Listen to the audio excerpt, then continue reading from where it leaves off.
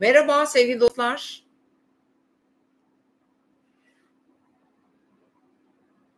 Kimse var mı?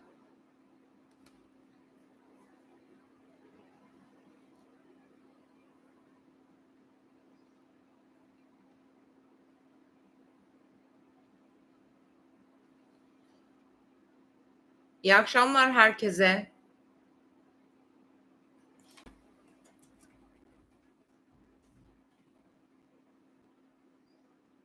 Merhaba. Yaklaşık 5-6 dakikadır bekliyorum. Buradayım ama yayın bağlanmadı arkadaşlar. Bilmiyorum, internetten olabilir. Herkese sevgiler. Hoş geldiniz. Evet, beklettim birazcık. Kusura bakmayın değerli dostlarım. Yeni bir haftaya başlarken bu hafta bizi bir Merkür Retrosu karşılayacak. Hem haftayı tabii ki önemli bir konu Merkür Retrosu'nu konuşacağız. Umarım herkes iyidir efendim. Dolunay nasıl geçti? Dolunay'ı nasıl atlattınız? Herkesin keyfi, sağlığı yerinde mi?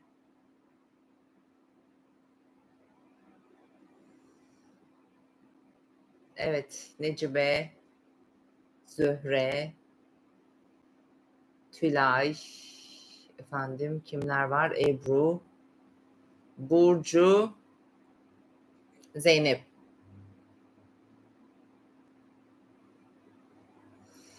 Herkese sevgiler arkadaşlar. Başlıyorum. Özellikle burçlarımızı konuşacağız. Burçları nasıl etkileyecek? Tabii ki şimdi bu hafta Oğlak Burcu'nda yaşamış olduğumuz dolunayın etkilerini yaşayacağız hafta boyunca. Her nerede, ne şekilde etki aldıysanız burçlarınıza göre o alandaki konu ve durumlar bu hafta aktif, hafta sonuna kadar. Hafta sonu yani 20 Temmuz önemli bir süreci geride bırakıp bambaşka bir 21'inde 21 Temmuz'da düzeye geçecek gökyüzü.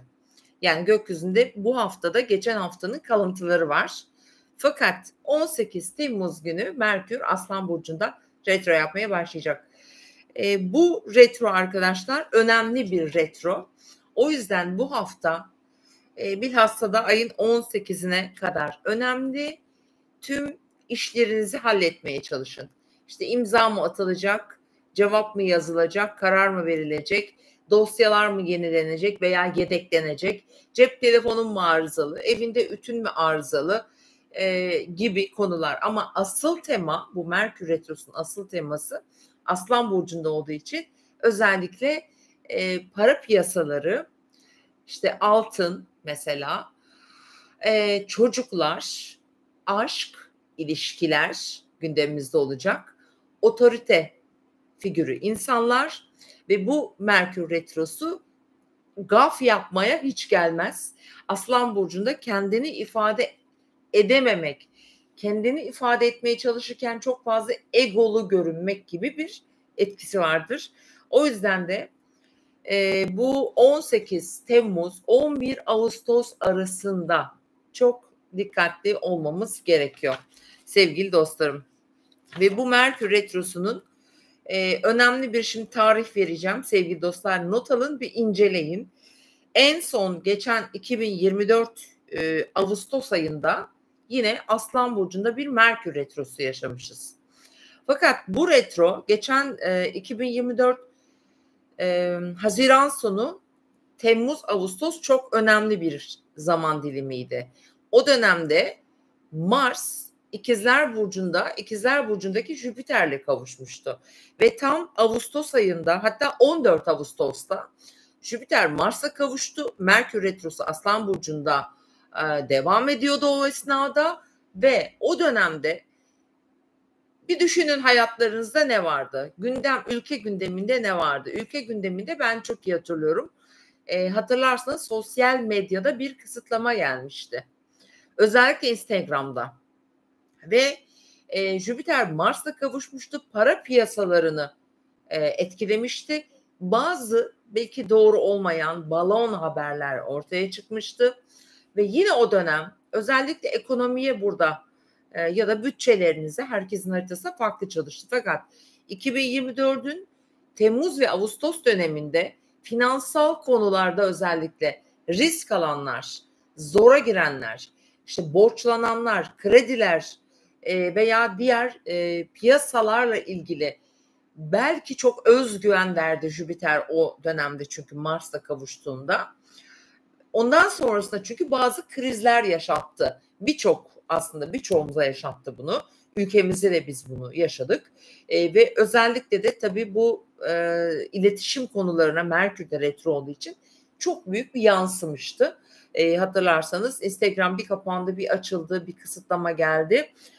Şimdi bu retroda da benzer şeyleri yaşama olasılığımız var. Fakat bazı haritalar özellikle tabii ki Aslan burcunda Merkür'ü vardır ve retrodur ve bu enerjiye alışık bir haritadır.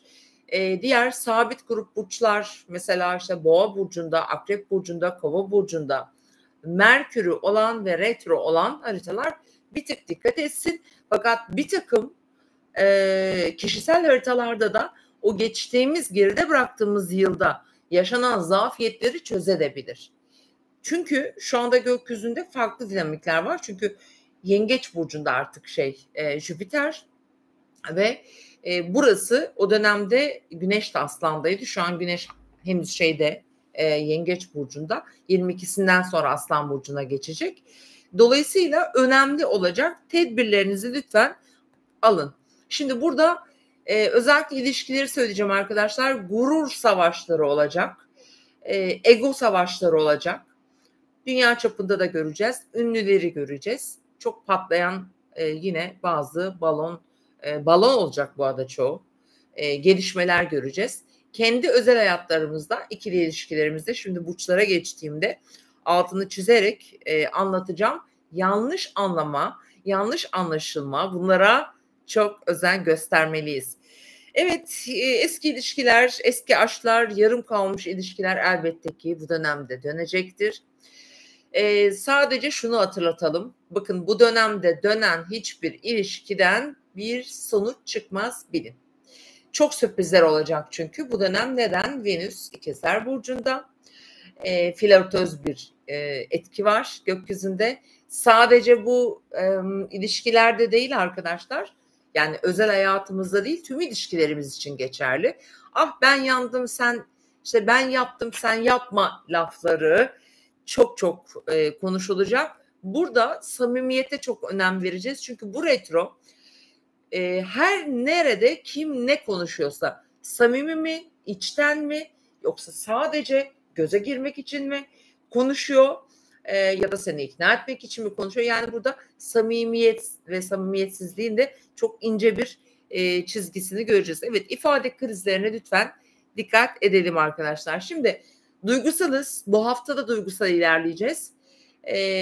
Çünkü alt planda hala Güneş Yengeç Burcu'nda işte aile dinamikleri ki şimdi bunu da aile dedik.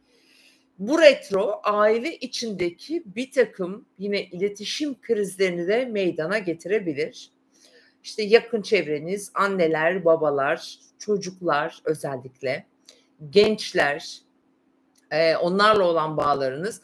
Bazılarımız çözebilir, bazı şeyleri sonuçlandırabilir, en azından yanlış anlamaları belki düzeltebilir ama genellikle de burada maalesef bir alarm durumu söz konusu olma ihtimali var efendim. Şimdi bir de önemli olan Satürn retroya başlıyor. Bu ne arkadaşlar?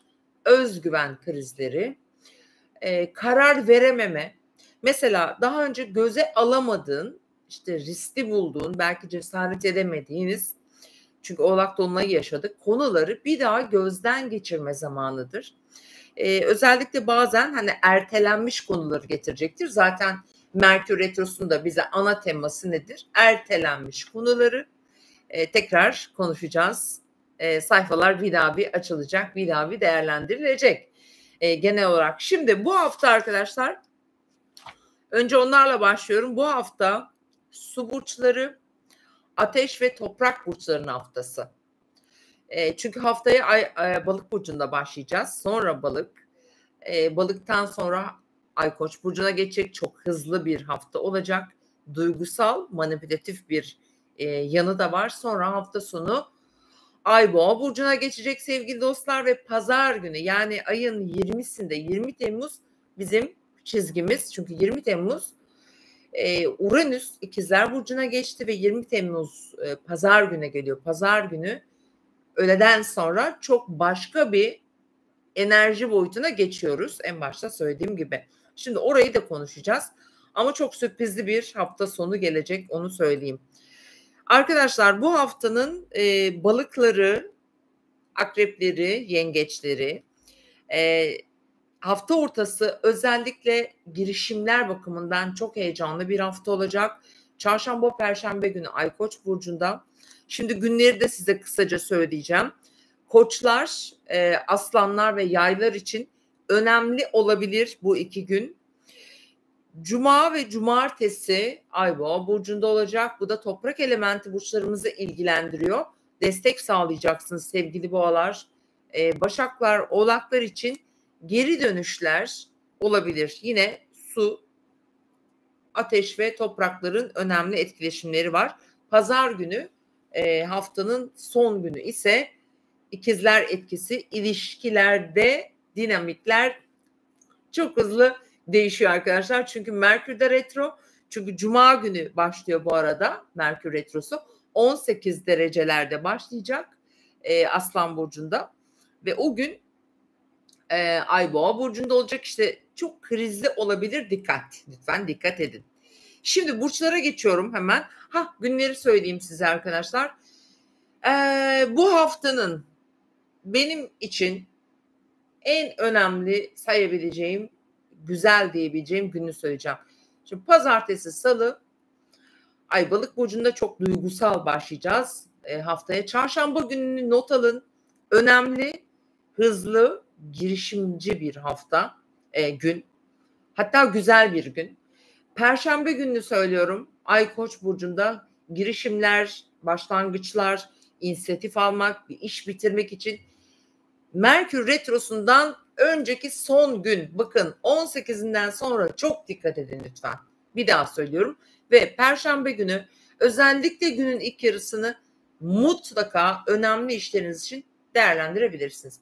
Cuma'dan itibaren artık Merkür retroya geçiyor ve şöyle baktığımda da yani işte biraz böyle boğa dinamikleri var. Para devreye girecek. Özellikle Cuma günü saat 10 itibariyle finans konuları, ama güzel bazı gelişmeler de olacak. Çünkü Merkür ve Venüs'ün güzel etkileşimleri var.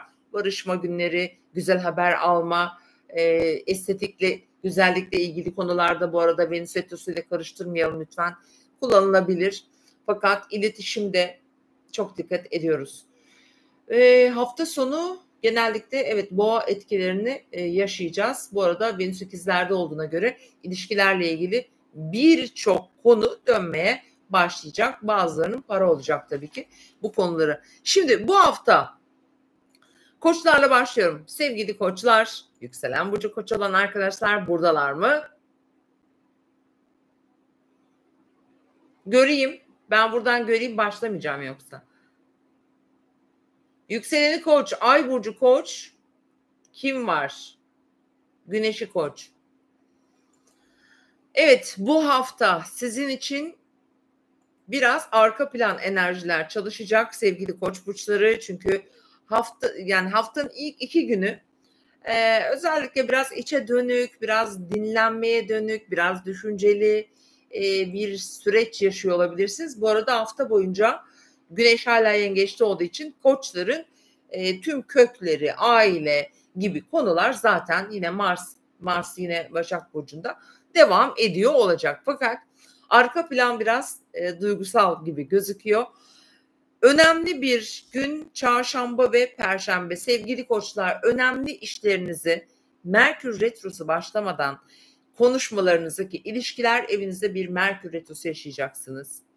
Aşk hayatı olan koçlar için söylüyorum. Aşk, çocukları, piyasalar, para, Ve çarşamba, perşembe günü koçlar için karar verme, konuşma, sesini duyurma, kendini ifade etmeleri için bence önemli, değerlendirmeniz gereken bir 2 gün olacak ve cuma ve cumartesi günü para, cuma günü özellikle finansal konularda beklediğinizin dışında bazı gelişmeler olabilir.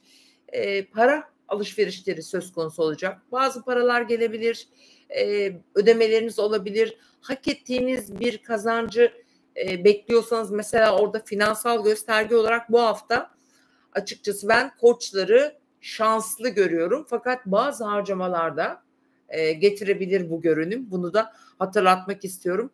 Ve seyahatler ve yakın çevresiyle, yani kardeşin, yakın çevrenle bir para alışverişi ya da bir şey alıp bir şey satmak gibi bir finansla ilgili bir değerlendirme söz konusu olacak sevgili koçlar size. Ve burada Mars'ın Başak Burcu'nda olması tabii ki biraz sağlık konularınıza ön plana çıkaracak. Özellikle pazar günü için söylüyorum. Yani pazar günü ikinci yarısına itibaren çok ani, hızlı, beklenmedik böyle seyahat gibi planlar gelebilir koçlara bu hafta. Özellikle ikili ilişkilerinde 18'inden itibaren tam 11 Ağustos'a kadar konuştuklarınıza dikkat edin. Yanlış anlaşılmalara dikkat edin. Ama öncesi olan bazı konuları da çözebilir. Alınganlıklar olmuştur, yanlış anlaşılmalar olmuştur. Belki onlar çıkar. Tesadüfen birileri karşınıza çıkabilir bu arada. Koçlar bazı tanışmalarda yaşama olasılığınız var. Yine çocuklara döneceğim bu arada. Aile içindeki kişilerin çocukları, belki sizin çocuklarınız bu haftanın önemli bir gündem maddesi olacak. Tabii ki ayın Venüs'le kavuşacağı pazar hafta sonu burada sizin için en güzel diyalog bence burada gelişecek. Yani çok sürpriz bir gelişme olabilir. Bir bağ kurabilir ve kariyer evinizde yaşanan dolunayın etkilerini bu süreçte haftanın ikinci yarısından sonra beklediğiniz haberi de alabilirsiniz bu arada. Mesela uzun zamandır atıyorum 6 aydır olabilir, bazılarının 8 aydır olabilir. Bekledikleri bir statüyle, atamayla ilgili vesaire bununla ilgili haberleri de bu hafta koç burçları yani kesinlikle alırsınız. Uzak bir yerden olabilir. Belki bir yer değişikliği düşünüyorsanız. Bu 2 günü değerlendirin. Cuma'dan önce bütün sözleşmelerinizi, cevaplarınızı lütfen verin, iletin. Ne yaşarsanız sevgili koç burçları. Evet sevgili boğalar, yükselen burcu boğa sevgili dostlar. Şimdi boğalar için önemli bir Merkür Retrosu sevgili arkadaşlar. Çünkü burası sabit grup bir burçta retro. Dolayısıyla boğaların yaklaşık geçen seneden beri, bakın geçen sene 2024'ün Temmuz'undan beri ama Ağustos'ta burada Merkür retro yaptı. Daha önce gittiğin bir yere tekrar gidebilirsin. Aile içinde yaşanan bir takım böyle kaotik durumlar yaşanmışsa mesela bir yerlere gelinmiş olabilir, misafirler gelmiş olabilir veya taşınmayla ilgili bazı süreçlerin varsa bunlar ayın 18'i itibariyle devreye giriyor tekrar. Eğer doğum haritanda burada Aslan Burcu'nda bir yerleşinin varsa sevgili boğa, bu senin için önemli olacaktır. Çok değişik, ani bazı kararlar getir. Ne zaman? 18'inden sonra bekle bunları. Aileyi ama kesinlikle ilgilendiriyor. Kardeşleri kesinlikle ilgilendiriyor. Taşınma ile ilgili konuları kesinlikle ilgilendiriyor. Alım, satım gibi konuları ilgilendiriyor. Ama burada kırgınlıklar varsa, kırgınlıkları lütfen takip edin. Bazı barışmalarda yaşanabilir. Şimdi bu hafta asıl başlangıcınız sosyal çevreniz, arkadaşlarınız, onlarla ilgili konular gündeminizde olacak. Sosyal çevre derken zaten uzun zamandır sosyal çevreniz gündeminizde. Yani boğaların yaklaşık 1,5 senedir arkadaş ve ilişkiler gündemlerinde. Daha yakın ilişkiler kuruyorlar. Bir takım insanlar hayatlarından ayrıldı. Bir takım yeni insanlar, işte dostluklar girmiş olabilir. Buralar onlarla ilgili gündemler, sosyalsiniz. İş hayatı olan eğer bir boğaysanız da belki de biraz daha sosyalleşerek işinizi farklı boyutlara getirebilirsiniz. Hafta ortası biraz düşebilir enerjiniz boğaların. Çünkü çarşamba ve perşembe günü biraz geri plana çekilmek isteyebilir, düşünmek isteyebilir. Satürn orada ve Satürn retrosu da bu hafta başlıyor. Cesaret edemediğiniz şeylere yeltenebilirsiniz sevgili boğalar. Şöyle, hem Merkür retroya giriyor hem Satürn retroya giriyor. Burada bir cesaret gelecek gibi duruyor sevgili boğalar sizlere. Özellikle para konusunda. Ve oraya geleceğim şimdi. Cuma gününden itibaren Ay burcunuza geçiyor. Şimdi bakın, boğalar için çok önemli bir hafta olabilir bu. Hem Merkür retrosu başlıyor hem Ay burcunuza geliyor. Biliyorsunuz Ay 28 günde bir burcumuza gelir. Yani 28 günde bir her burcu gezer. Demek ki bundan 28 gün önce belki göze alamadığın bir şeyi hop diye böyle bir hayatına getirebilirsin. Ve parasal konularda, finansla ilgili de önemli bazı sürpriz gelişmeler bekliyor olabilir. Ne zaman? Hafta sonundan itibaren bir para gelebilir, bir finansla ilgili bir gelişme yaşayabilirsin. Özellikle ilişkileri söyleyeceğim sevgili boğalar sizlere. İkili ilişkilerinizde, eski ilişkilerinizde olabilir, evlilik veya ortaklıklarda olabilir. Ve bazı boğaların bu hafta finans konuları da hareketli. Yanılmayın sakın. Bakın, boğalar 2024 yılında ki o Jüpiter Mars kavuşumu, mesela özellikle boğa ve yükselen boğaların parasal konularda bazı ufak da olsa krizler çıkarmış olabilir. Yani parayı iyi yönetememe bakımından, işte harcamalar bakımından biraz kontrol dışı olmuş olabilir. Buraları belki bir tık telafi edecek durumlar olabilir ama tedbirli olun. Risk alırken de kontrollü risk alın sevgili boğa burçları. Çünkü Venüs para evinizde ve aynı zamanda yönetici gezegeniniz. Gerçi Merkür güzel etkiler yapacak. Kaybettiğin bir şeyi geri alabilirsin mesela. Kazanabilirsin. Cebinden çıkmış bir para, belki bir kredi, belki ödeyemediğin bir ya da borç verdiğin bir para gelebilir. Yani böyle durumlar söz konusu olacak ama kesinlikle yaşam alanı, yaşadığı yer, bu arada ev içindeki teknolojik aletlere, elektrikli aletlere, kazalara karşı tedbirli olun. Hiçbir şeyi böyle prizde bırakmayın sevgili boğalar. Merkür retrosu burada. Evde kullandığınız her araç, gereç ne varsa orada bazı problemler getirebilir efendim. Ne zamana kadar? 18 Temmuz 11 Ağustos aralığında. Bu haftanın genel yapısında evet boğalar için önemli ve inşallah para gelecek ama finansla ilgili bence bazı tıkanıklıklar boğalarda sürpriz bir şekilde açılabilir. Gerçekten sürpriz olabilir. Çünkü Uranüs artık para evinizde, Venüs para evinizde, çok değişik şeyler yaşayabilirsiniz. Aniden belki de bir seyahat planı bile getirebilir. Şimdi sevgili dostlarım, devam ediyorum ikizlerle. İkizler ve yükselen burcu ikizler sevgili dostlar. Bakın, evrenin bu seneki hep söylediğim gibi şanslı, desteklenen, korunan burçlarından bir tanesi. Uranüs burcunuzda yenilik zamanındasınız. Kova burcundaki Plüto mükemmel açı yapıyor bakın. Üstelik bakın şu an bu akşam Cuma 11 Temmuz ve yarın mesela 12-13 Temmuz Ay Kova burcunda, şu an Kova'ya geçti zaten. Uranüs'te etkileşim içinde, sosyalleşmek için, kendini ifade etmek için, yeni bir şeyler denemek için kesinlikle kullansınlar. Şimdi bu haftaya baktığımızda evet, bir Merkür retrosu ve onları seyahate götürecek. Nasıl? 18'inde başlıyor. Yakınlarınızla olan iletişimleriniz çok artacak. Ancak seyahat iptalleri, bazı problemler, dargın oldukları birileriyle barışabilirsiniz. Borçla ya da parayla böyle ilişkili bir şeyler, araç mesela, evet, aracını değiştirmeye kalkabilir, yenilemeye kalkabilir.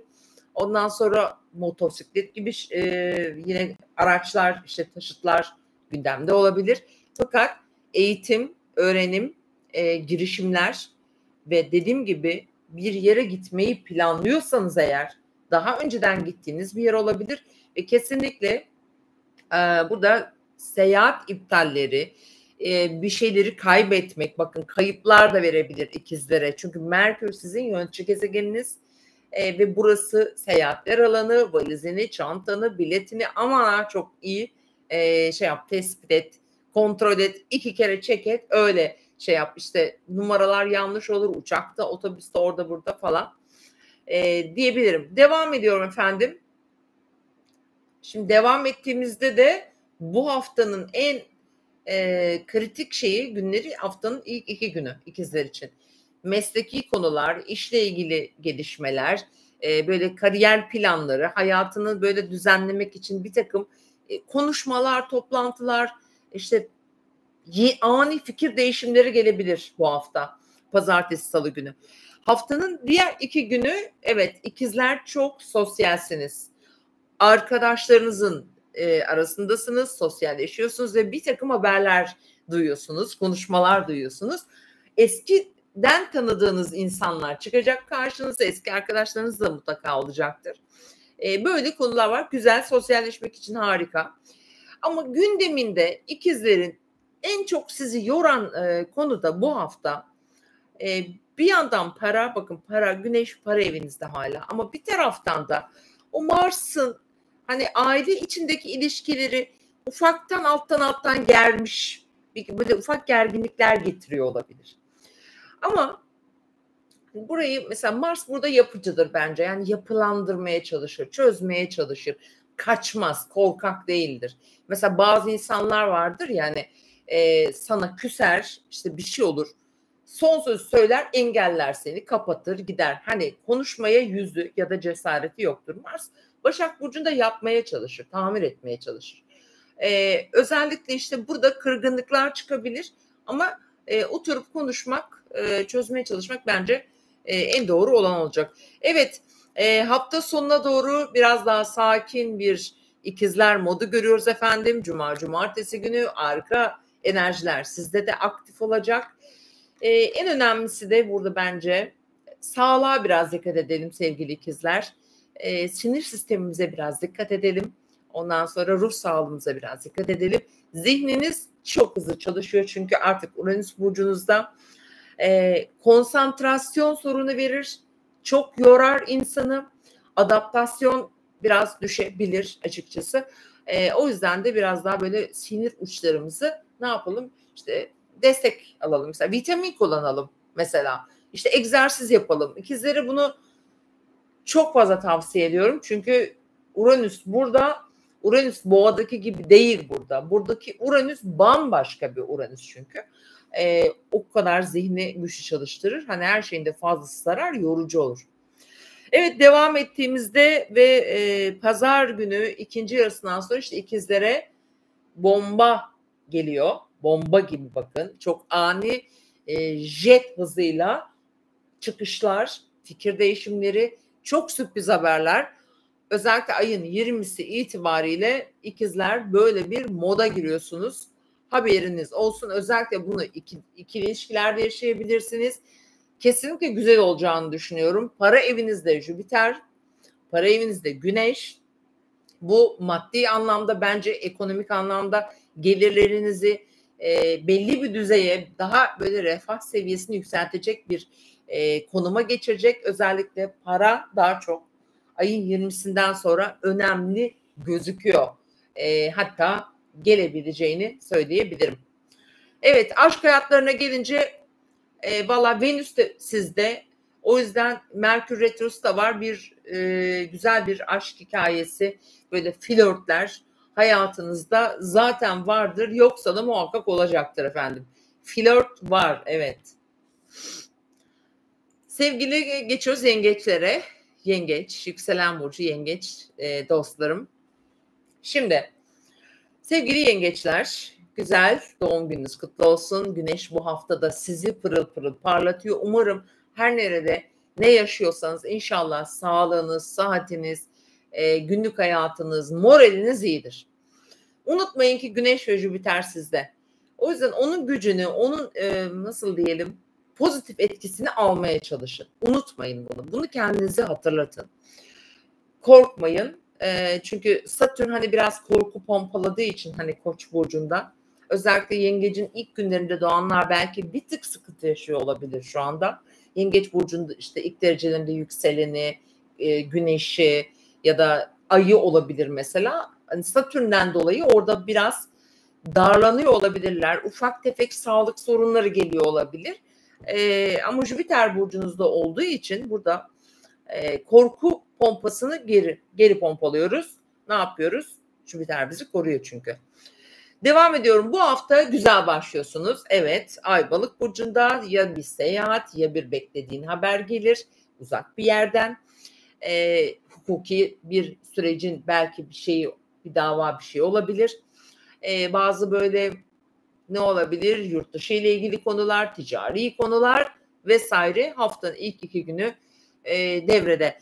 Hafta ortası mesleki konularda haber bekleyen bir yengeçten gelir.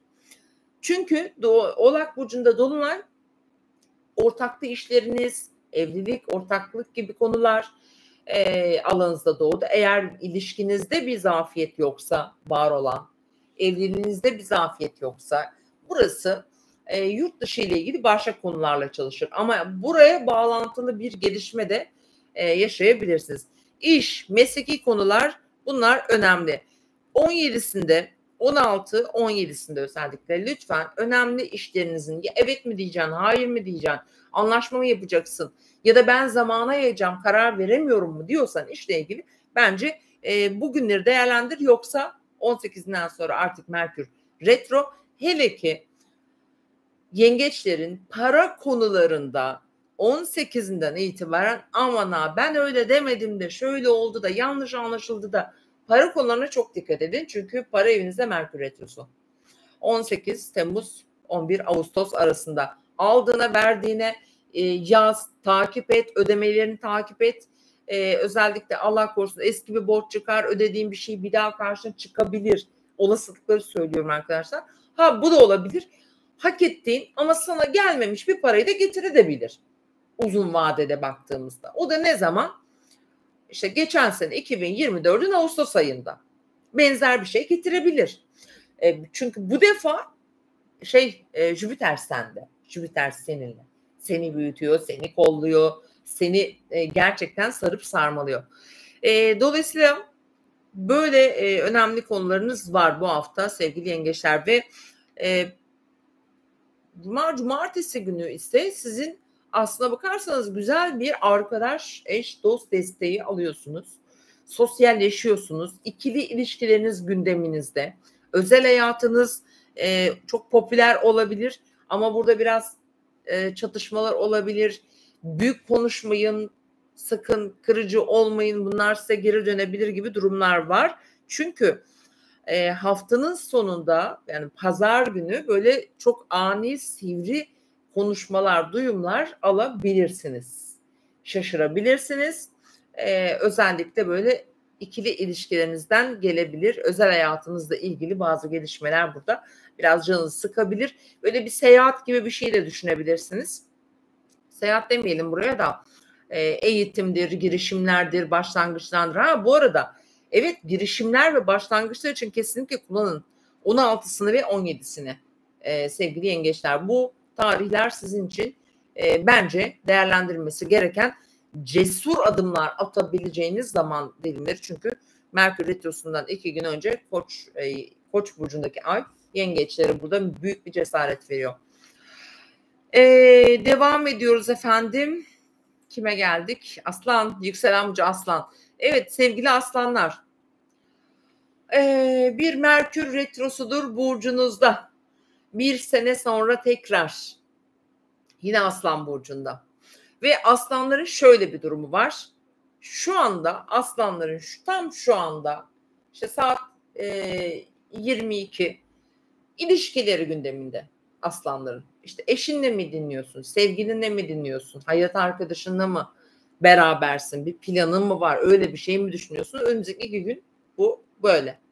Ve haftaya da buradan çıkacak bir para konuşuluyor. Bir ödeme mi vardır, bir bankaya mı gidilecektir, bir kredi çekilmesi mi düşünüyor, bir borcun yapılandırılması mı düşünülüyor. Böyle gündemleri var sevgili aslanların. ve Merkür Retrosu da ayın 18'inde başladığına göre biraz geri sarıyorsunuz efendim. Geri sarıyorsunuz.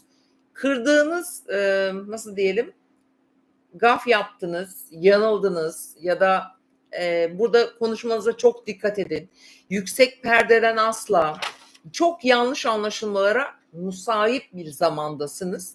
Unutmayın, ne kadar samimisin, ne kadar değilsin, tüm hayatındaki görüşlerini bildirirken ister iş, ister özel hayatın, bunlar çok karşı tarafı çok dikkatini çekecek ve ona göre değerlendirileceksiniz.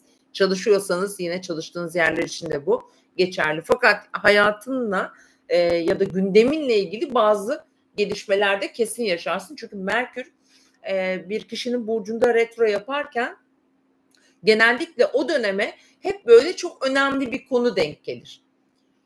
Ve bu aslanlar için de karar veremedikleri, cesaret edemedikleri bir konu olacaktır muhtemelen diyorum. Tabii herkes için geçerli değil. O yüzden de ayın 18'inden sonraya lütfen en çok da aslanlar dikkat etsinler açıkçası. Yanıltıcı bilgiler de gelebilir bu arada. Bazen de kaş yaparken göz çıkarmayalım diyelim. Ve haftanın önemli 2 günü de ya bir seyahattir bu, ya yapılandırmaya çalıştığın bir iş girişimidir, ya başlatmak istediğin, adım atmaya çalıştığın bir konudur. Ve bunu bence işte burada değerlendirebilirsin. Ne zaman? 16-17. Seyahat, uzak bir yerde bir iş, yeni bir girişim, yeni bir başlangıç hayata geçirmek istiyor olabilirsin. Evet, bu 2 günü değerlendir. Ve sizin için önemli bir kariyer, iş, hayatınla ilgili belki farklı bir alan, ki iş çok gündemlerinde aslan burçlarının, yeni bir şeye başlamak üzereler ya da bir şeyi bitirdiler ya da bitirmek üzereler. Bunların bazıları sağlıktır. Sağlıkla ilgili gündemlerdir ama birçoğu iş ve işe bağlı konular. Dolayısıyla Cuma günü burada bir karar çıkacak ve o günde tam Merkür Retro'ya başlıyor. Hadi bakalım. Eğer doğum haritanın uygunsa bence eskiden olan bir iş gündemine gelir. Bir konu gündemine gelir. Mesela nereden gelir başka? Daha önceden bir işe girmişsindir. Bir kayıp yaşamışsındır ya da bir ilişki yaşamışsındır. Orada bazı konular dönmüştür. İşte bunların geri dönüşleri gelir. Belki de retroda karar vermen gerekiyor. Bu da ayrı bir soru işareti. Ama yine de zamana yaymaya çalışın. Önemli işleri ve projeleri diyeceğim. Bu da 18'i ve 19'unda gündeminizde olacak ve hafta sonu evet önemli, çok önemli sürpriz gelişmeler yaşayabilirsiniz. Nerede? Sosyal çevrenizden, arkadaşlarınız arasında böyle popüler olabilirsiniz. Görünürlüğünüz artabilir. Herkes sizi arayabilir. Ama size yarar bu arada. Sizin için güzel haberler, güzel konular, güzel gelişmeler getirebilir. Aşk hayatını söyleyeyim ve parayı söyleyeceğim. Para biraz çıkacak gibi sizden bu hafta. Gelecek değil de çıkacak gibi. Aşk hayatında çok yani bu bir şey, ciddi şekilde ani ilişkiler başlayabilir. Tanışmalar gelebilir. Öyle söyleyebilirim. Veya başlanmış bazı ilişkiler böyle bir bu retro ile tekrar hani gündeme gelebilir diyebiliriz. Evet, bu arada Güneş sizi yönetiyor. Arka plandasınız. Kendinizi çok göstermiyorsunuz ya da hala cesaret edemiyorsunuz. Böyle de bir durum var. Arkada biraz göstermediğiniz bir yüzünüz var. Biraz duygusalsınız. Karar veremiyorsanız bekleyin diyeceğim. Ve sevgili Başaklara geçiyorum. Başak ve yükselen burcu Başak olan dostlar buradalar mı? Değerli Başaklar, bu hafta ilişkileriniz gündeminizde olacak. Özellikle haftaya girişte Ay Balık burcunda. Zaten uzun süredir ilişkileri gündemlerinde, hatta onları yormuş da olabilir bir süreden beri. Sosyal ilişkileri, özel ilişkileri, iş ortaklıkları, evlilikleri, yani her şey bu hafta çok önemli. Mars burcunuzda, burayı yönetmeye çalışıyorsunuz, düzeltmeye çalışıyorsunuz. Bir şekilde de böyle dikkat ve detay gerektiren her şeyi böyle mercek altına aldınız. Ve bu 2 gün bence bir şeyler artık hani netleşebilir, çözülebilir, bir karara varılabilir. Ama ayın 18'ine kadar ikili ilişkiler için söylüyorum sevgili Başaklar size, 18'inden önce problemlerinizi çözün. 18'inden sonra bir şeye karar vermeyin ilişkinizle ilgili. Doğum haritanız tabii nasıl etki alıyor bilmiyorum. Çünkü Merkür Retrosu Aslan Burcu'nda ve Başakların arka planda böyle kafaların arkasında sizin görmediğiniz bir şeyleri düşündürecek onlara. Yani eskiden olan bir şeyleri düşündürecek. Karşınıza çıkaracak. Saklı gizli bir şeyler varsa onlar ortaya çıkacak. Başaklar burada biraz riskli açıkçası. Çünkü yönetici gezegenin Merkür ayın 18'inde burada bir senin için zorlu bir alanda açıkçası özel hayatını tehdit edebilir. Tabii ki her Başak için geçerli değil ama genellikle bunu verir. Eğer varsa böyle bir arka tarafta yürütülen bir şeyler onlar pat pat pat çıkar. Başka ne yapar? Yazdırır mesela. Çok iyi meditasyon yaptırır açıkçası. Kendi benliğini fark ettirebilir. Bir şeyler dank edebilir. Pişmanlık olur ve bu kişi bununla yüzleşirse algılar ve anlar açıkçası. Çünkü Başak şu an Venüs Uranüs'te tam böyle tepende. Yani gerçekten Başakların Uranüs tepesinde ani yön değişimleri, iş değişimleri, beklenmedik böyle sıra dışı gelişmeleri getirebilir. Niye? Çünkü ciddi bir özgüven de var. Çünkü Mars burcunuzda. Dolayısıyla Mars buradayken ama biraz riskli sahalara da dikkat edelim. Özellikle 20'sinden sonra burası rahatlar. 19'undan sonra rahatlar. Sağlık bakımından ufak tefek operasyondur bir şeyler işte ameliyattır, sağlıkla ilgili böyle ötelenmiş işler falan da bu arada gündeminizde olabilir. Halen daha aynı zamanda iş hayatınız tabii ki. Bu arada Uranüs'ün tepeden bakması iyidir. Yani tepeden bir şey indirir ama hani bir yenilik yapmanızı istiyor açıkçası. Bir yenilik getirir ama. Ve bu haftanın gezi var, seyahat var, bekledikleri bir haber var. Efendim o da Perşembe öğleden sonra ve Cuma günü uzak bir seyahat olabilir. Beklediğiniz bir haber işte bu 2 gün gelebilir.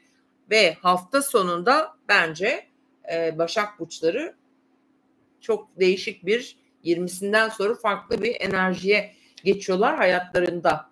Bazı kararlar, finansal konular, işle ilgili yenilik, değişimler getirebilir. Burada risk alırken kontrollü risk alın lütfen. Böyle söyleyeceğim. Devam edelim efendim. Teraziler, yükselen burcu terazi olan sevgili dostlar burada mı? Ne çok Başak var, ne çok balık var değil mi? Ülkemizde çok var bu arada. Şimdi teraziler. Sevgili teraziler, bir dolunay yaşandı. Sizin için önemli bir alanda, önce bir burçta aile konuları, ev konuları bu haftada gündeminizde devam edecek bunlar. Burada bir sonuçlanma gerekiyor çünkü.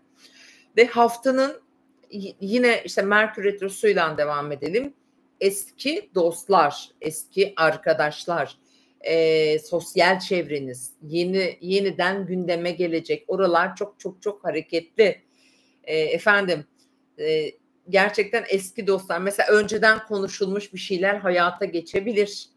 Ne olabilir bu? Ve arkadaşınla önceden bir şey konuşmuşsundur. Öyle kalmıştır, gitmiştir. Üstünden bir sene geçmiştir tam. Ondan sonra orada bir yanlış anlaşılma olmuştur. Hop o konu yeniden açılır. Üstünden bir sene geçti ya. Ondan sonra tekrar böyle bir görüşülür, edilir. Yani sosyal alan burası güçlü. Aile dinamikleri, taşınma, yer değişikliği, emlakla ilgili konular çok güçlü. Ve haftaya sağlıkla ilgili konularla başlıyorsunuz. Biraz daha hassasız orada. Biraz daha böyle kendimizi biraz fazla dinleyebiliriz. Ciddi bir şey olacağını düşünmüyorum.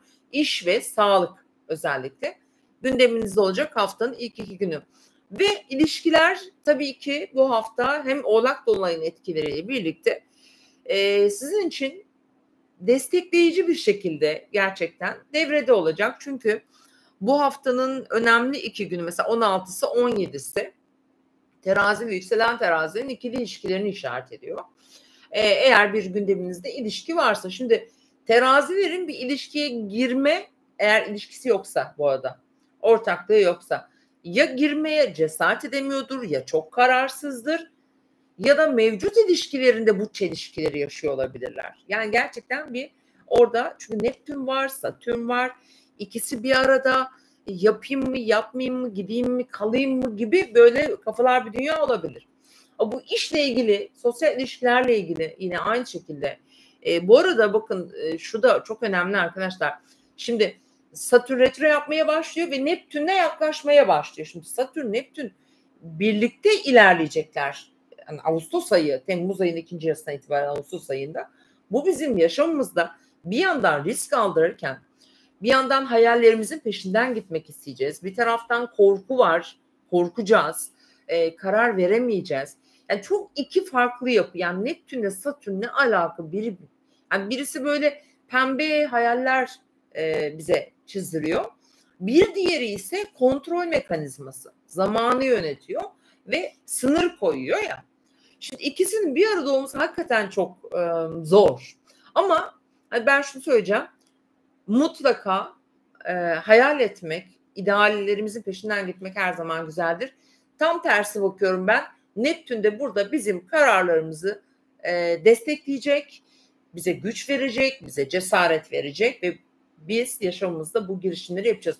Bu anlamda bence girişim yapmak için, başlangıç yapmak için güzel diyorum ve bu hafta ile devam ediyoruz. Evet, terazilerin ilişkiler gündemlerinde ve ondan sonra bir yönetici gezegeniniz Venüs İkizler Burcu'nda. Belki küçük böyle bir para işleri olacak bu hafta.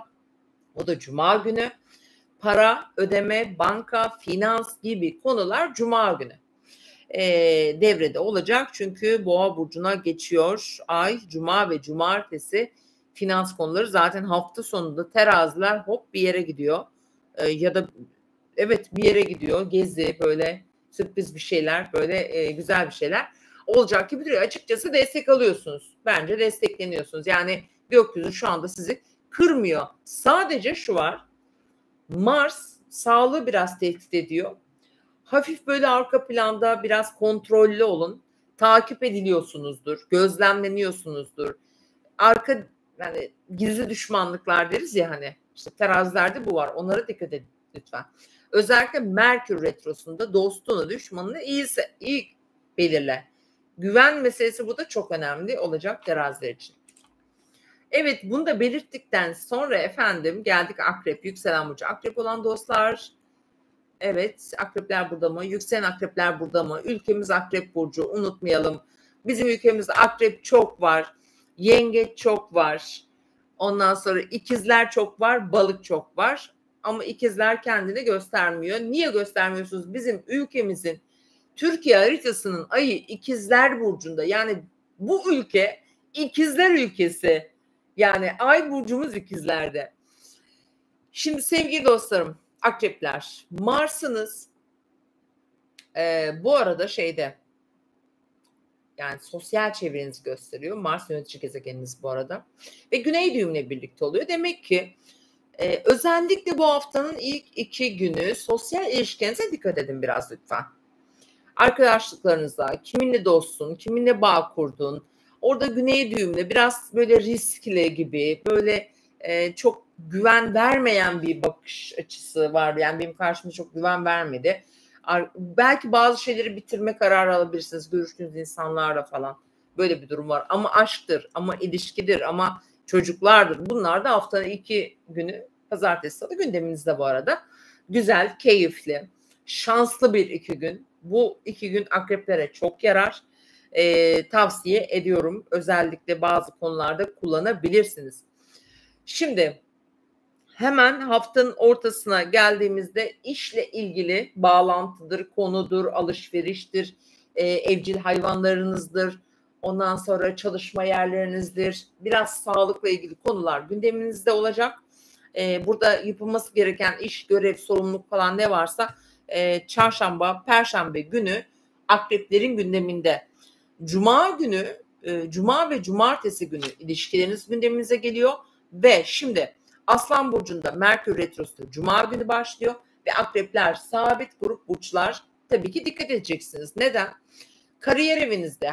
Şimdi tam tepenizde bir Merkür retrosu akrepler. Dolayısıyla hayatın her alanını etkiliyor. Özellikle çalışma hayatlarını, çalışan akrepler için söylüyorum.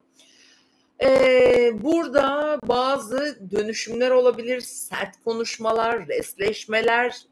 Dikkat edin. Yani 18 Temmuz sonrası 11 Ağustos'a kadar mesleki konularda, karar verilmesi gereken konularda önemli bir gelişme akrepleri bekliyor bir kere. Bu kesin, bu şart. Zaten 24'ünden sonra akrepler mesleki anlamda bir yenilik gelecek hayatlarına. Bu da Merkür Retrosu'na denk geliyor. Mecbur haritanıza baktıracaksınız. Akrepler için çok önemli. Ama bu geçen sene de olmuş olabilir. Bu geçen sene Temmuz ve Ağustos aylarında yine bir gözden geçirin lütfen haritalarınızı. Çünkü burada Merkür Retrosu gene olmuştu orada. Ağustos ayında oldu bu defa ama orada Başak'a gitmişti retro yaparak, sonra tekrar Aslan'a gelmişti. Bu defa sadece Aslan'da. Dolayısıyla mesleki konularda bu tarihleri kullanmayın sevgili akrepler. Ama geçmişi olan, öncesi olan bazı işte ne bileyim haberler falan gelebilir bu arada. Bunun için bir şey diyemem. Özellikle de bu bir dahaki hafta olacak ama tabii 18'inde bazı böyle sert rüzgarlar, resleşmeler, kırıcı olmamaya çalışın. Biraz kafaları bozabilir, ayarlar kaçabilir burada açıkçası. Öyle söyleyeceğim. İkili ilişkiler gündeminizde, finansal para ödeme. Oraya gelelim. Sizin için bunlar önemli olacak bu hafta. Bir yere ödeme, bir borç ödeme, bir cebinizden bir böyle para çıkacak gibi. Sürpriz bir şekilde beklemediğiniz bir yerden gelebilir bu arada. Bir kazanç da elde edebilirsiniz. Çünkü burası sürpriz. Hakikaten çok sürpriz. İşte evle ilgili, işte evinle, yerleşim yerinle ilgili bir para işleri. Şu anda da zaten gündeminde şeylerin, akreplerin, ama bu hafta bu devam edecek. Böyle bazı alışverişler falan da var gündemlerinde. Bir de Oğlak etkisini de söyleyeyim size. Oğlak burcundaki yaşadığımız dolunay bu hafta gündemde olacağı için. Bazı böyle kısa seyahatler var sevgili akrepler sizlere. Bir şeyler satın almalar var dediğim gibi. İşte araçların bakımları vesaire, bunlarla ilgili, parayla ilgili gündemler olabilir. Bir de yakın çevrenizde olan ilişkileriniz, yakın çevreniz kimdir? Belki bir şeye başlattınız, bir girişimde bulunacaksınız. Bunun için kullanın bu haftayı. Ama yakın çevrenizde olan ilişkilerinizi biraz şey yapın, kontrollü gitmeye çalışın. Bu arada akrepler için şunu söyleyeceğim son olarak. Uzun vade için söylüyorum. Köklü bir değişime gidebilirler. Yani bayağı köklü bir değişime gidebilirler. Öyle söyleyeceğim. Tabii bu haritaya göre değişir bu arada. Güçlü, yani güçlü bir değişim bu. Şimdi yaylara geldik. Yay, yükselen burcu yay sevgili dostlar. Hemen sevgili yaylar, bu hafta tabii ki Uranüs ilişkiler evinizde, Venüs ilişkiler evinizde ve yayların ilişkileri gündemlerinde. Venüs orada çünkü. Ve aynı zamanda bu haftanın tabii dolunayı para evinizde yaşandı. Finansal konular hala belki bir şekilde bir şeyler tamamlanması için sürüyor. Ve Merkür Retrosu da ayın 18'inde birçok yaya belki yarayabilir doğum haritasına göre bu retro, çünkü ateş elementinde seyahat ettirecek, bir yerlere götürecek. 9. ev, eğitim konuları, yurt dışı konuları, daha önce planlanan işler gündemlerine geliyor. Kesinlikle bunlar eğitimle ilgili de çok olacak ve şunu da söyleyebilirim. Bir mahkeme, bir hukuki sürecin devamı, bekledikleri bir haber gelebilir, bir vize mesela gelebilir. Ama seyahatlerde çok dikkat etmesi lazım yay burçlarının özellikle. Evraklı işlerinde dikkat etmeleri gerekiyor özellikle. Uzun vadede de baktığımda zaten şu an Merkür Retrosu 11 Ağustos'a kadar burada. Burada diyelim bir satın alma yapacaksın, diyelim bir şekilde bir hayatına değişik bir yön vermeye çalışıyorsun ki uzun vadede yaylar zaten, yani değişken grup burçlar tutum etkisi aldıkları için olabilir. Böyle bir arge içinde de olabilirsiniz. Hani bir şey araştırıyor olabilirsiniz. Onun için değerlendirin. Güzel olacaktır. Yani çok gezdirecek sizi. Misafirler de getirir, sizi de götürür bir yerlere diyebilirim. Ve bu haftanın önemli konuları aşk hayatı. Aşk hayatı en güçlü olan burç bu hafta sevgili yaylar. Önce evinde. Haftanın ilk günü kökleri, ailesi, eviyle ilgili konular gündeminde. Çarşamba, Perşembe günü ilişkiler, aşk, orada böyle hızlı ani başlangıçlar söz konusu olabilir. Çocukları gündemlerinde olacak ve paraya gelelim. Finansla ilgili konu mesela burada astrolojik olarak baktığımda kariyer evlerinde bir Mars var ve para kontrolü biraz zor gibi açıkçası. Yani orada bir şey var, bir dengeyi sağlamak, yani bir türlü bir denge sağlanamıyor gibi duruyor. Fakat uzun vade için bir şeyleri değiştirecek bir süreç olacak diyebilirim.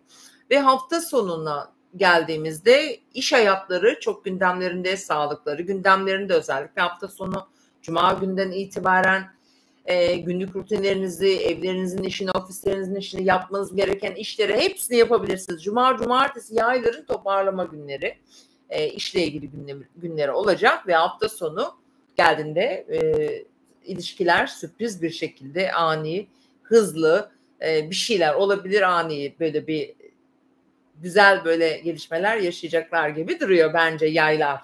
En büyük aşk burada görünüyor, yaylarda gözüküyor valla. Eski ilişkilerini toparlayabilirler. Ani ilişkiler başlayabilir. Çok enteresan. Yaylar için çok sürpriz ve güzel de destek alıyorsunuz ayrıca bu hafta. Evet. Devam ediyoruz efendim. Geldik. Oğlak ve yükselen burcu Oğlak olan dostlar. Oğlaklara bu hafta Dolunay burcunuzda yaşandı. Şimdi birçok Oğlak biliyorum ben zorlandı. Neden? Derece olarak etki aldıysa belki ufak tefek krizler yaşamış olabilirsiniz. Çünkü bu Dolunay tamam Mars'tan destek alıyor, bakın. Bir şeyleri olması, tamamlanması için bu süreç arkadaşlar 31 Aralık 2024'te başladı. 31 Aralık yani yılbaşı günü Oğlak Burcu'nda bir yeni ay doğmuştu. Ve bu onun dolunayı. Yani bakın 7 ay geçmiş, 6-7 ay. Yani 6-7 aylık bir meselenin dolunayı bu. Ve belki bir sonuç aldınız, belki bir tamamlanma oldu, belki bir şeyler bitti, yeni bir şey başlayacak. Ama kesinlikle hayatınızda bir şeyler eksiliyor. Yani geride bırakmanız gereken bir süreç var. Bunlar kişi olabilir, bunlar hayatınızla ilgili bazı şeyler, alışkanlıklar, iş, mesleki konu, her şey olabilir. Çünkü Dolunay burcunuzda yaşandı ve bu haftada bu etkiler sürüyor olacak, devam ediyor olacak. İştir, işte bazılarımızın iştir, bazılarımızın sağlıkla ilgili gündemleri vardır. İşte yorulmuştur ne zamandan beri mesela. Eğer böyle yorgunluklarınız da varsa, tabii yaş itibariyle bunlar değişiyorlar hayatımızda dönem dönem. Ama Mars'ın desteğini alıyorsun. Geçmişte ektiklerini biçeceksin. Hani karma dönemi şu anda. Hani Satürn yönetiyor ya sizi. Satürn de retroya gidiyor. Hani burada Satürn retro'nda genelde ektiğini biçersin ve Satürn retrosu da bu hafta başlıyor arkadaşlar. O yüzden ben olumlu bir şekilde ilerleyeceğini düşünüyorum. Özellikle de temel yapı taşları hayatında en önemli konular. İşte yaşamını idame ettirdiği aile bağları özellikle önemli. Mesleki konularda bazı girişimler yapmak ya da böyle fırsat kolluyor olabilirsiniz. Fırsat işte tam geliyor gibi oluyor, kaçıyor gibi de düşünüyor olabilirsiniz ama yakın zamanda, yani çok uzak değil, burada ani ve hızlı bir ilerleme kaydedeceksiniz. Bence özellikle ayın 20'sinden sonra olacağını söyleyeyim bunların. Oğlakların hayatında bir şeyler daha iyi gitmeye başlayacak. Özellikle dolunay etkilerini, olumlu etkilerini eğer haritanızda güzel iz düşümler varsa alırsınız. Öyle diyebilirim. İlişkilerinizle ilgili. Dediğim gibi bazıları sonlandı, bazıları evlenme kararı alabilir. Böyle de etkiler var. Ama birçok şu andaki Oğlak mesleki anlamda ani, hızlı yenilik ve değişim kararı aldı ya da alacak. Ya aldı ya alacak, birçok Oğlak için söyleyebilirim. Teknolojiyle ilgili belki biraz daha teknik konular, biraz daha böyle bilimsel konulara merak sarabilirsiniz. Farklı farklı gelişmeler. Venüs de orada bu arada. Bir de kendi imajında, görüntüsünde bazı Oğlaklar değişiklikler yapacaklar. Yani estetik yaptırabilir. Orada bir güzellikle ilgili bir gelişme olabilir. Gardırobunu değiştirebilir. İmajında bir farklılık yapabilir. Oğlakların böyle güzel etkileri de var bu arada. Evet, haftada böyle ilerleyecek zaten. Özellikle de cuma, cumartesi para ve aşk gündemlerinde bu haftanın aşkla ilgili, ilişkilerle ilgili, para ile ilgili özellikle gündemleri var ve bir takım oğlakta, bazı oğlaklar için söylüyorum bunu, özellikle 16-17'sinde şey yapacaklar, evleriyle ilgili bazı gelişmeler yaşayacaklar. Yaşam yerleri, anneleri, babaları olabilir. Bir de Merkür Retrosu'nu söylemedik oğlaklara. Aslan burcundaki Merkür Retrosu size ne getirecek? Beklediğin bir ödemeyi getirebilir, çok uzun zamandır bekliyorsan. Veya unuttuğun bir ödemeyi karşına pat diye çıkartabilir. O da olabilir. Biraz daha resmi kurumlarla ilgili konular. Bir nafakadır, eşin işi, eşin ortaklıkla ilgili konularda anlaşmazlıklar varsa bunlarla ilgili sorunlar giderilebilir veya bir takım ayın 18'inden sonra bu finans alanları hızlanacak ani bazı yani çok sıkıntılı süreçlerin aniden çözülmesi olur bazı haritalarda, bazılarında da bir takım gecikmeler olabilir. Onu da belirtmek istiyorum. Yani para, finans, Merkür Retrosu gecikmiş bir şeyleri getirebilir sevgili oğlaklar sizlere.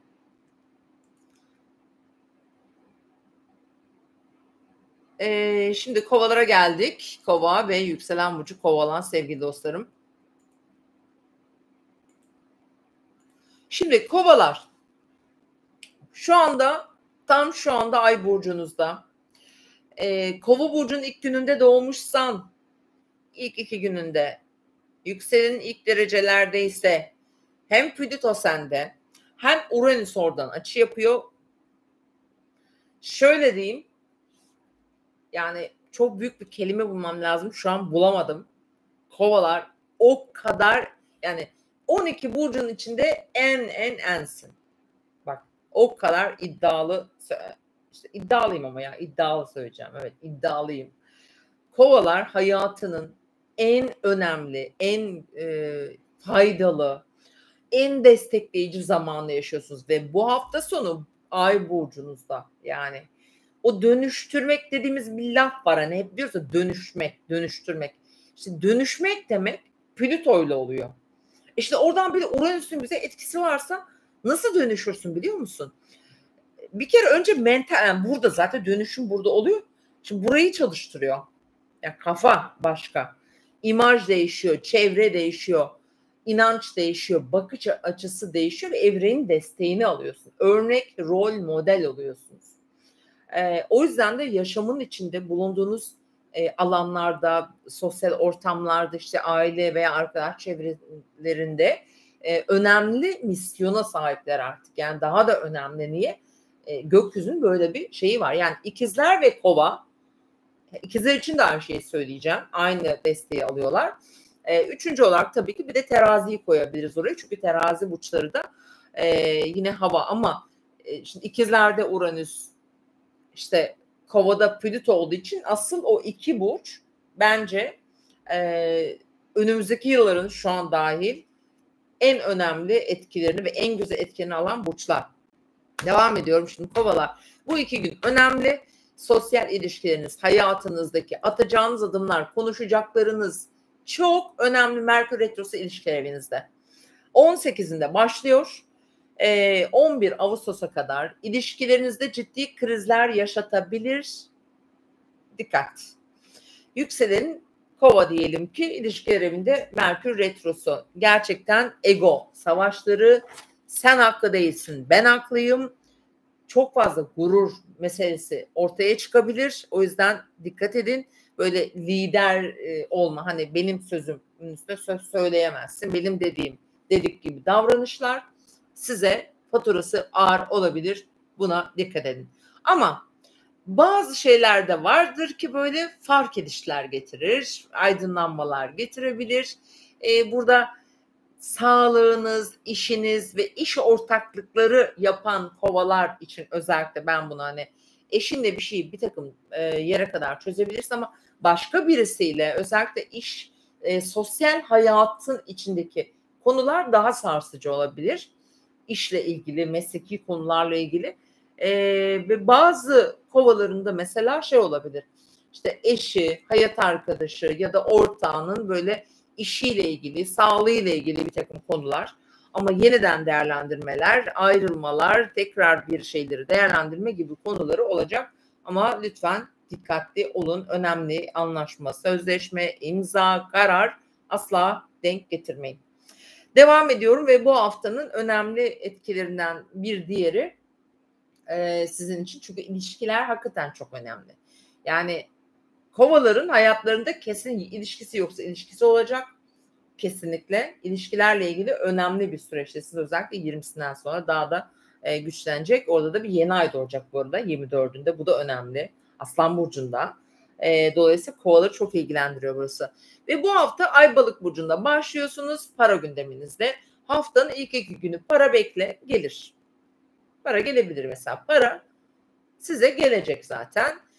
Finans konuları gündeminizde. Harcamalar olabilir. Kendi yeteneklerinizle böyle aklınızda bazı şeyleri planlayabilir. Ek bir gelir düşüncesi varsa burada iyi çalışabilir zihniniz. Değerlendirin.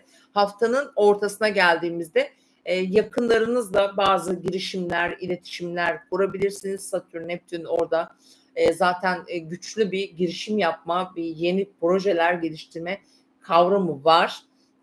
Eğitimle ilgili konular olabilir, seyahatler olabilir.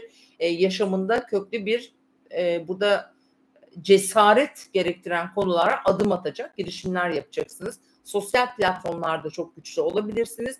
Değerlendirin özellikle ayın 16'sına 17'sine Merkür Retrosu başlamadan önce. Ve bu aslında Merkür Retrosu bu alana fayda da sağlayabilir bazı haritalarda açıkçası öyle söyleyebilirim. Mesela önceden bir kanal açmışsındır öyle duruyordur ya da bir hesap açmışsındır duruyordur. Orasını tekrar mesela hareketlendirebilirsin. Böyle de bir durum bu 2 gün olacak. Hafta sonunda cuma, cumartesi kovaların ailesi, evi, yaşadıkları yer, çocukları veya böyle çocuklarının arkadaşları falan böyle bir kalabalık bir durum var ve aşkla, ilişkilerle, çocuklarla, parayla ilgili bu haftanın en şanslı burcu da kovalar. Özellikle hafta sonu ilişkilerde çok güzel elektriklenmeler olabilir. Bilhassa bu hafta sonu da öyle gelecek hafta sonu için de söylüyorum bunu. Kova burçlarının bayağı etkisi güzel gelişmeler alıyorlar efendim. Sürpriz tanışmalar, ani böyle flörtöz ilişkiler. Çocuklarınızın hayatlarında olabilir. Çocuklarınızın çocuklarında olabilir. Çocuklarınız da çünkü gündeminizde. Çünkü orada hem Venüs var şu an hem Uranüs var. Çok sürpriz şeyler yaşayacaklar kovalar. Çocuklarının mesela işte yetişkin bir ergen çocuğun vardır mesela. Çok sürpriz böyle hiç beklemediğin bir şeye ilgi duyabilir. Veya sen aniden bir hobi yapmaya başlayabilirsin. Yeteneklerini fark edebilirsin. Kovalar kendi yeteneklerini fark edecekler açıkçası. Böyle hayatlarına bir renk katıyorlar. Bu haftada bunlar hepsi devrede olacak özellikle hafta sonunda diyebilirim. Şimdi son burcumuz balık ve yükselen burcu balık olan dostlar.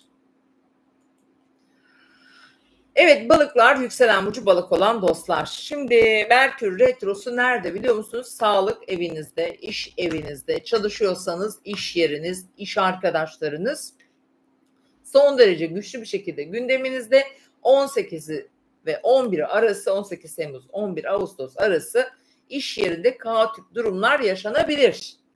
Yanlış anlama anlaşılmalar olabilir. Buralara dikkat edelim. Balıklar.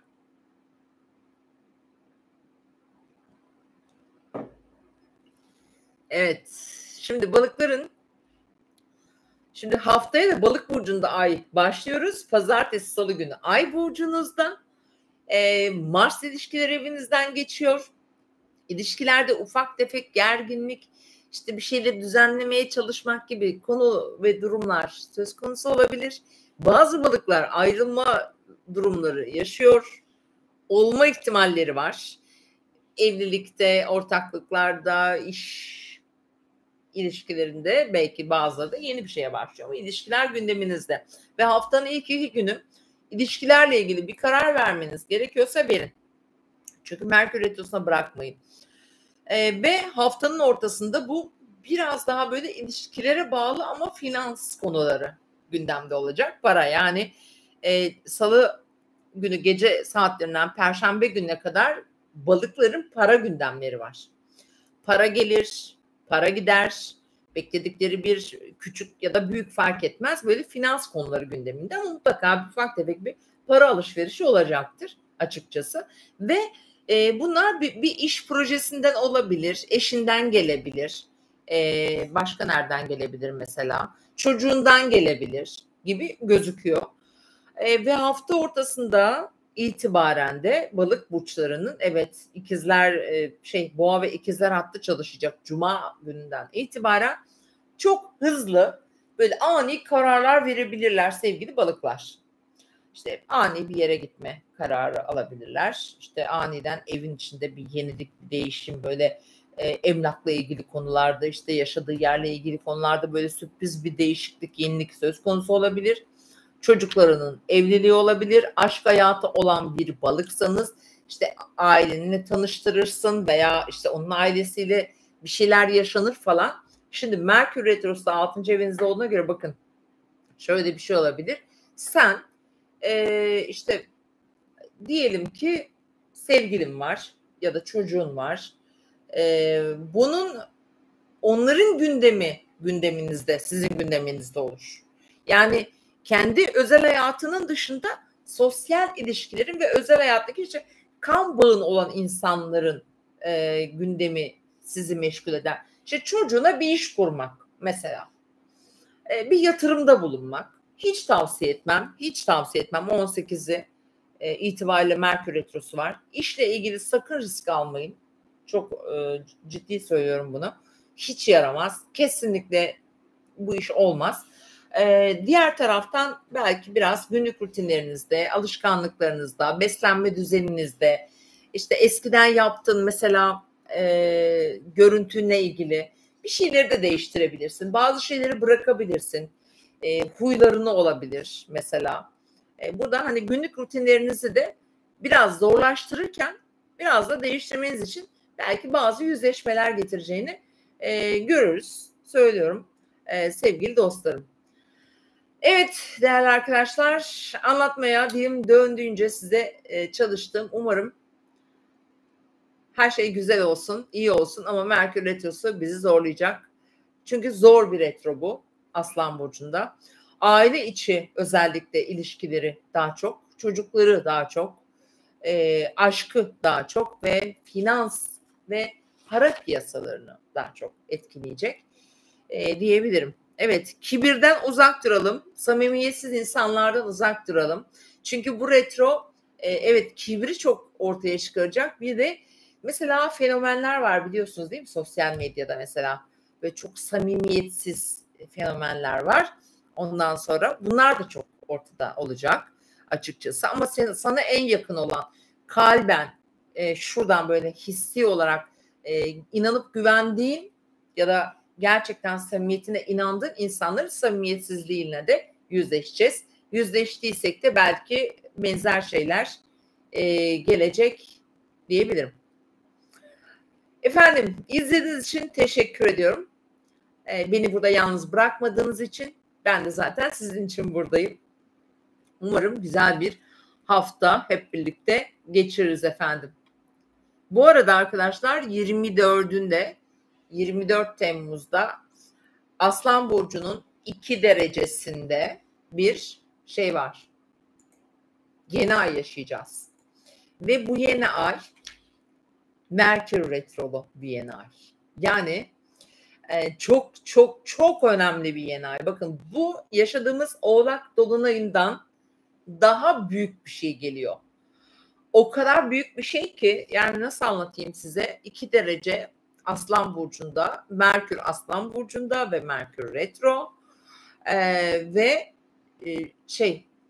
Satürn, Neptün birlikteler Koç burcunda ve oraya güzel açı yapıyorlar. Destek veriyorlar yeni aya.